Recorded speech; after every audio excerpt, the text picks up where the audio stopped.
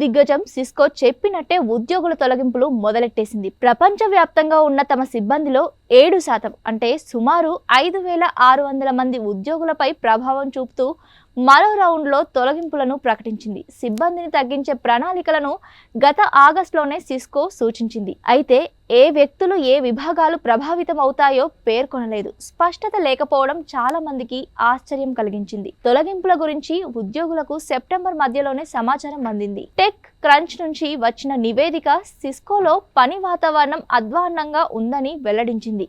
ఇక్కడ పని వాతావరణాన్ని చాలా మంది ఉద్యోగులు విషపూరితంగా అభివర్ణించారు. తొలగింపులు Cisco threat intelligence security research division అయిన టాలోస్ సెక్యూరిటీపై ప్రభావం చూపాయని నివేదికగా పేర్కొంది. ఓవైపు ఉద్యోగాల కోత ఉన్నప్పటికీ కంపెనీ రికార్డు స్థాయి లాభాల్లో కొనసాగుతోంది. సుమారు $54 బిలియన్ వార్షిక ఆదాయంతో 2024 రికార్డులో రెండో బలమైన సంవత్సరమని కంపెనీ నివేదించింది. లే ఆఫ్ ప్రకటన వెలువడిన రోజునే ఈ నివేదిక విడుదలైంది. ఈ సంవత్సరం ప్రారంభంలో ఫిబ్రవరిలోనూ సిస్కో 4,000 మంది ఉద్యోగుల్ని తొలగించింది.